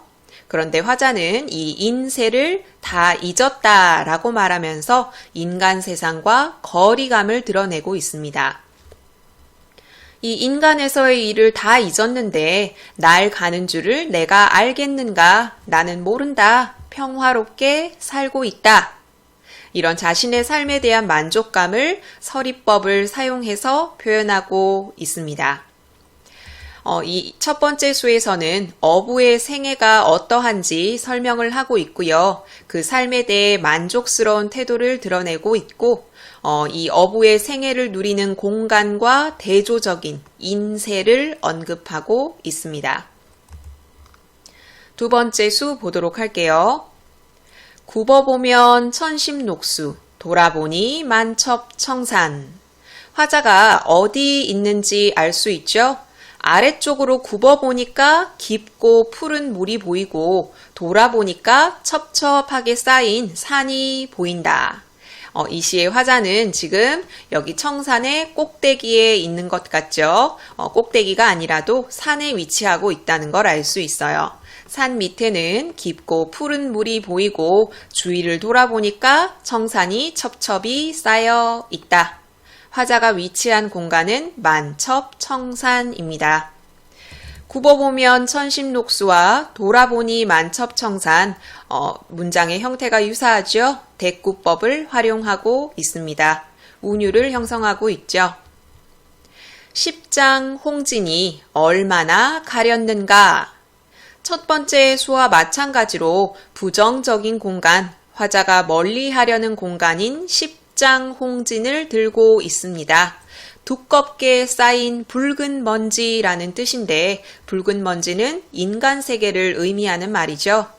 인간 세계가 여기서 얼마나 가려져 있는가라고 이야기합니다.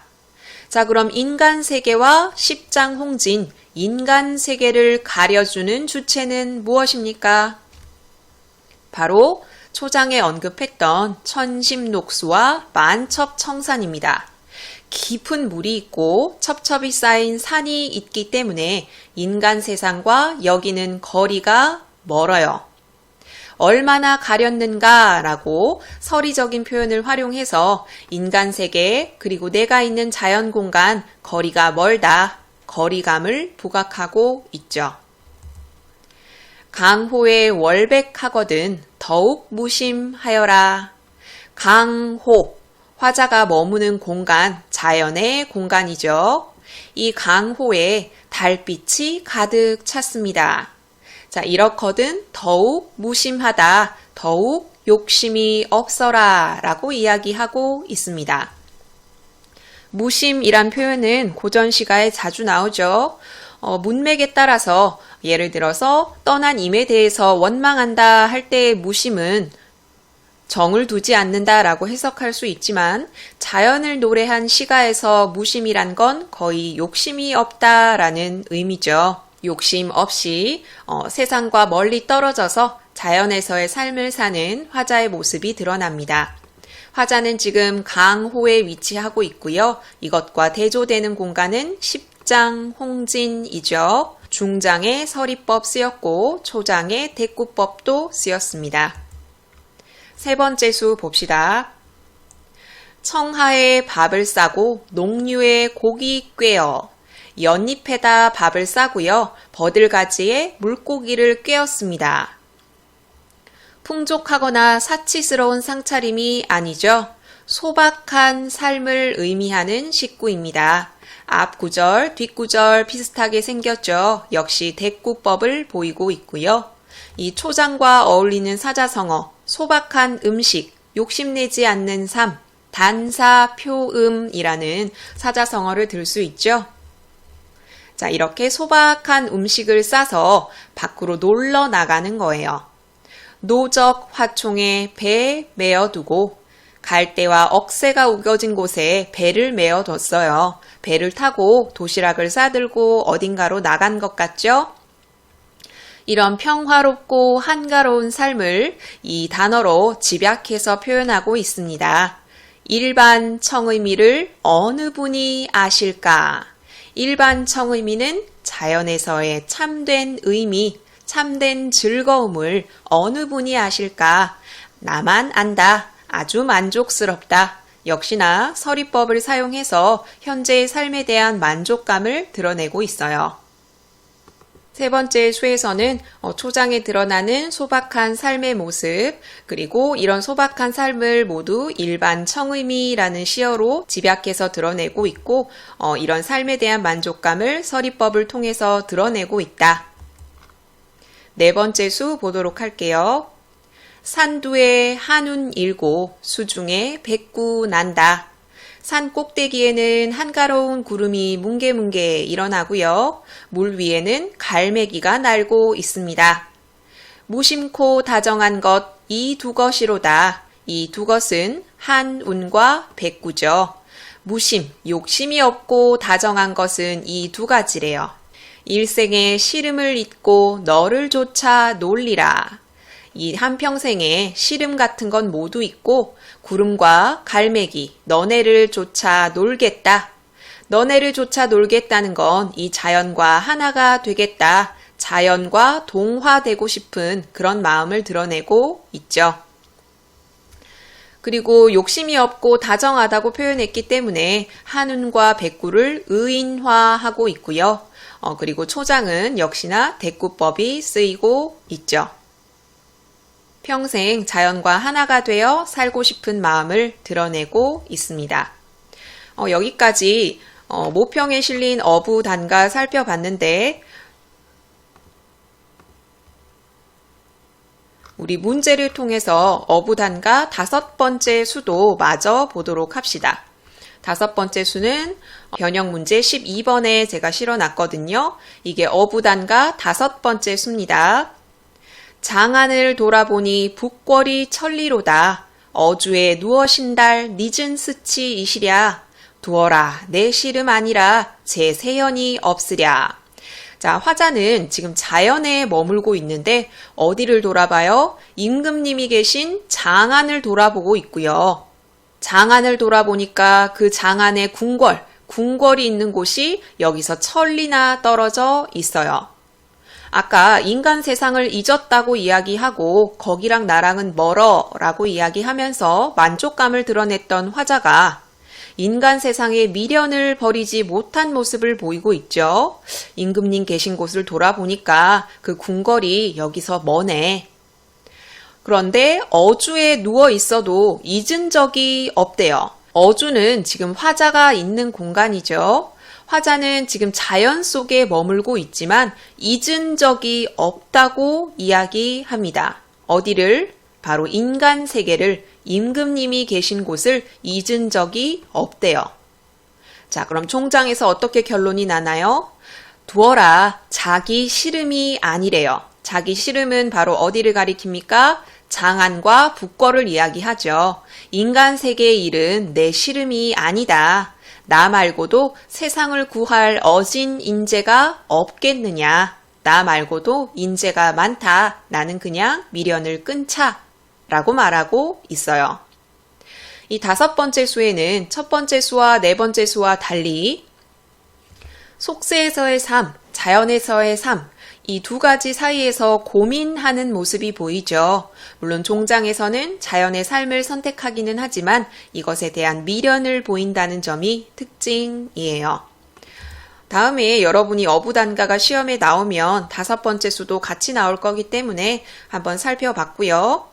그 다음 시인 소유정가 공부해 보도록 할게요. 소유정가는 가사갈래입니다. 시조와 같이 사음보의 율격을 바탕으로 하고 있거든요. 자기 벗과 함께 다른 곳에 머물렀을 때 소유정이라는 정자에서 논일었던 그런 경험을 살려서 쓴 가사입니다. 자, 여기서 일단 조심하셔야 될 게 앞에서 보았던 어부단가와 공통점, 자연을 배경으로 한다는 거예요.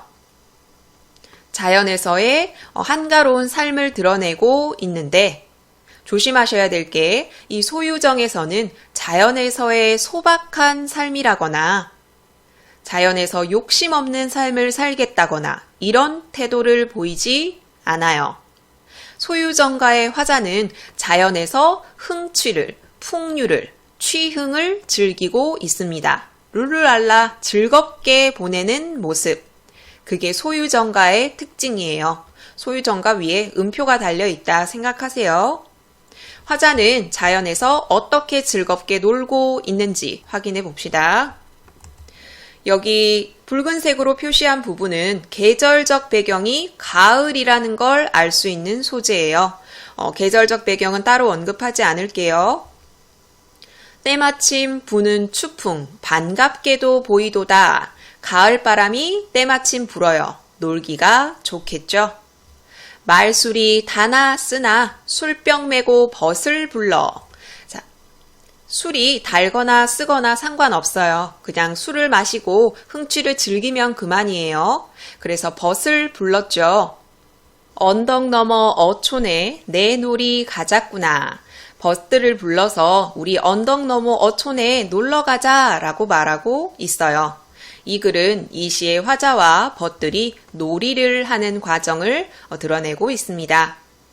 흰두건을 젖혀 쓰고 소정을 타고 오니 소정, 작은 배라는 뜻이죠. 앞에 배웠던 어부단가에서도 화자가 배를 타고 여유롭게 노는 모습이 드러나고 이 글에서도 역시나 배를 타고 화자가 노는 모습이 드러나 있습니다. 자, 화자는 지금 배를 타고 언덕 너머 어촌으로 갈 거예요. 화자는 이렇게 배를 타고 어촌으로 가서 벗들과 함께 놀다가 거기서 한숨 자고 깨어서 달빛을 받으면서 다시 돌아오는 과정을 중심으로 시상을 전개하고 있어요. 기행의 구조로 전개되고 있죠. 배를 타고 갔다가 배를 타고 돌아온다. 그럼 갈 때는 언제냐? 바람에 떨어진 갈대꽃, 갠 하늘에 눈이 되어. 갈대꽃, 보슬보슬하고 하얀 꽃인 거 알고 계시죠? 그 갈대꽃이 바람에 휑 하고 날리고 있어요. 그 모습이 마치 눈이 내리는 것 같다고 비유적으로 표현하고 있습니다. 실제로 눈이 내리는 게 아니에요. 계절적 배경은 가을입니다. 석양의 높이 날아 어지러이 뿌리는데 석양이라는 것을 통해서 화자가 이쪽으로 놀러 간 게 해질녘이라는 걸 알 수 있죠. 갈잎에 닷 내리고 닷이라는 것은 배를 고정하기 위해서 물에 뚝 떨어뜨리는 무거운 쇳덩이 같은 걸 뜻하죠. 닷을 내렸다는 건 배를 댔다, 도착했다라는 걸 의미합니다. 자, 그럼 닷을 내리고 뭘 하느냐? 그물로 잔잔한 강물 속 자린 은순 수없이 잡아내요. 자, 그물로 물고기를 잡아요. 아까 어부단가에서도 그물을 띄우는 장면이 있었죠. 그 그물을 띄우고 고기를 잡는 것도 생계를 위해서가 아니듯이 이 화자가 그물로 물고기를 잡는 건 역시 생계를 위해서가 아닙니다. 가어옹 기억나시죠? 이 시의 화자는 술안주를 마련하기 위해서 물고기를 잡은 거예요. 연잎에 담은 회와 항아리에 채운 술을 실컷 먹은 후에 회를 담아서 술을 부어서 술안주 삼아서 실컷 먹었죠. 택이 넓은 돌에 높이 베고 누웠으니, 자, 술이 취해서 아롱아롱 하나 봐요. 이끼가 낀 넓은 돌에 벌러덩 누워 있어요. 희황천지를 오늘 다시 보는구나. 옛날 복희 씨가 다스리던 태평스러운 세상을 이야기하죠. 술을 마시고 자연에서 가을바람을 맞으면서 배도 부르고 마치 태평성대를 살고 있는 듯 하다라고 여기는 거죠. 자, 잠시 잠들었나 봐요. 그러다가 깼어요. 잠시 잠들어 뱃노래에 깨어보니 추월이 만강하여 밤빛을 잃었거늘. 아까 배를 타고 이곳으로 왔을 때는 해질녘이었는데 지금은 밤이 된 것 같죠? 달이 떴다는 것을 통해 알 수 있습니다. 달이 굉장히 환한가 봐요. 달이 강에 가득 찼다. 그래서 밤빛을 잃었다. 즉, 달빛이 매우 밝다는 것을 알 수 있어요. 달빛이 환하게 비치는 모습을 상상해 보세요. 자, 이제 집으로 돌아가야죠. 반쯤 취해 시 읊으며 배 위로 건너오니 다시 배를 타고 돌아와야 하죠. 그런데 풍경이 너무너무 아름답습니다. 강이 이렇게 흐르는데 달은 위에 떠 있고 이 달이 위에만 떠 있는 것이 아니라 물에도 비치고 있어요. 강물 아래 잠긴 달은 또 어인 달인게요. 위에도 달이 있고 물 위에도 달이 있습니다. 화자는 이렇게 물빛에 비친 달 위로 배를 타고 둥둥둥둥 떠오고 있는 거죠. 좀 이상한 생각이 들어요. 문득 의심은 월궁에 올랐는 듯. 자기가 느끼기에 왠지 자기가 달 속에 있는 궁전에 있는 것 같습니다. 왜냐하면 지금 자기 눈 아래에 달이 보이고 있고 자기는 달 위를 지나고 있으니까요. 물외의 기이한 경관 넘치도록 보이도다. 경관이 정말 아름답다. 이 기이하다가 부정적인 의미가 아니죠. 청경을 다투면 내 분에 두랴마는 즐겨도 말리는 이 없으니 나만 둔가 여기노라. 이런 맑은 경치, 예쁜 자연을 다퉈서 얻을 수 있다면 내 분수에는 그럼 자연을 못 즐겨요. 나는 힘이 없어요. 그런데 자연은 그렇게 다퉈서 얻는 게 아니죠. 즐겨도 말리는 이가 없으니까 나만 이것을 둔 것처럼 여기노라. 이것과 비슷한 시조가 있죠. 강산 좋은 경을 힘센 이 다톨 양이면 이렇게 시작하는 시조가 있는데 이것과 표현 방식이 유사하기 때문에 보기에 이 시조를 실어놓고 공통점을 묻는 문제가 출제될 수 있어요. 일어나지 않은 가상의 상황을 가정해서 현재의 삶에 대한 만족감을 드러내고 있죠. 놀기를 탐하여 돌아갈 줄 잊었도다. 너무 즐거워서 돌아가는 것도 잊었네. 아이야, 닷 들어라. 아까 닷을 내려놨었죠? 그것을 들어라 라는 말은 이제 돌아가자 라는 뜻이죠. 만조, 물이 꽉 찼어요. 만조에 띄워가자. 돌아갑니다. 푸른 물풀 위로 강풍이 짐짓 일어. 집에 돌아갈 때는 바람이 윙 하고 세게 불었나 봐요. 이 강풍은 그냥 자연현상입니다. 이걸 부정적으로 여기는 선지가 출제될 수 있으니까 조심하셔야 돼요. 강풍이 윙 하고 부니까 귀범을 재촉하는 듯 배가 얼른 집에 빨리 가기를 재촉하는 것 같대요. 바람이 재촉한다 라고 쓰였으니까 의인법, 무엇하는 듯 직유법도 쓰였어요. 배가 어찌나 빨리 지나가는지 아득하던 앞산이 뒷산처럼 보이도다.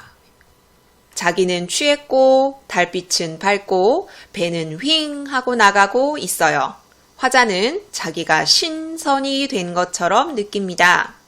잠깐 사이 날개 돋아 연잎배 탄 신선된 듯 자기를 신선이 된 것 같다라고 비유적으로 표현하면서 만족감을 드러내고 있죠. 연파를 헤치고 월중에 돌아오니 안개와 물결을 헤치고 달이 떠있는 와중에 밤중에 돌아왔어요. 동파 적벽유인들 인해흥에 미치겠는가. 중국 송나라 때 소식이라고 나와 있죠. 이 소식의 뱃놀이인들 내 흥에 미치겠는가. 너 내 흥에 미치지 않아. 내 흥이 더 뛰어나. 자기의 이런 풍류적인 삶에 대한 자부심, 만족감 이런 것들을 드러내고 있습니다. 여기까지 소유정가 공부했어요. 자, 그럼 이 문제 한번 풀어보도록 할게요. 어부단가와 소유정가 같이 볼 수 있는 문제 5번 한번 풀어볼게요. 모평 변형 문제는 아니고요. 자체적으로 출제된 문제예요. 가는 어부단가, 나는 소유정가입니다. 가의 화자 A와 나의 화자 B가 나눈 가상의 대화로 적절하지 않은 걸 찾아보십시오. 정지 버튼 누르고 답 찾아보세요. 같이 봅시다. 1번 A의 화자가 말합니다. 안녕하십니까? 선생님도 저처럼 배를 띄우고 놀다가 오시나 봅니다. 1번에서는 가의 화자가 배를 띄웠는지 나의 화자가 배를 띄웠는지를 확인하기 위한 선지죠. 가의 첫 번째 수에 보면은 이력편주를 만경파에 띄워두고 라는 부분 배를 띄웠다는 걸 알 수 있고요. 나는 말하지 않아도 아시죠? 소정을 타고 놀러 갔다가 놀러 온 경험을 이야기하고 있죠. 2번 나의 화자입니다. 예, 안녕하십니까? 벗들과 술 한잔하며 놀기 좋은 가을 아닙니까? 하하하. 벗들과 같이 놀러 갔다 온 거 맞고요. 그리고 술을 한잔 하고 온 것도 맞고요. 그리고 계절적 배경이 가을인 것도 맞죠. 3번 가의 화자입니다. 소박하게 고기를 낚아 생계를 유지하며 자연과 함께하는 삶이 너무나 만족스럽습니다. 고기를 낚아 생계를 유지하며 이 부분만 빼면은 적절한데 이 부분 때문에 3번이 틀렸죠. 아까부터 강조드리고 있지만 가와 나에서 말하는 어부로서의 삶은 생계를 유지하는 삶이 아니라 풍류를 즐기는 한가롭게 자연을 감상하는 풍류객으로서의 양반으로서의 삶입니다. 4번 나의 화자입니다. 저도 아주 만족스럽습니다. 취흥을 즐기면서 오는 길에 달을 보니 신선이 된 듯하지 뭡니까? 스스로를 신선이 된 듯하다라고 비유적으로 표현하고 있었죠. 5번 가의 화자입니다. 세속과 등을 지고 갈매기와 하나가 되어 자연에서의 한가로운 삶을 오래오래 누리고 싶습니다. 네 번째 수에 드러나는 내용이죠. 그리고 세속과 등을 졌다는 얘기는 첫 번째 수에도 드러나고 두 번째 수에도 드러나죠. 갈매기와 하나가 되어서 자연 동화하여 오래오래 살고 싶다. 그래서 5번에 틀린 답은 3번입니다. 이 외에도 모의평가 변형 문제 당연히 싣고 있고요. 그 외에 어부단가에 관한 기타 문제, 그리고 소유정가에 관한 문제도 있고 서술형 문제도 출제되어 있습니다. 그럼 여기까지 고전시가 해설 영상 비롯해서 문학 파트 해설 영상 전체 마무리할게요. 이 모든 자료는 나무 아카데미 홈페이지에서 이용하실 수 있습니다. 구독 버튼 누르시면 나무 아카데미에서 제공하는 양질의 자료들 제공받으실 수 있습니다.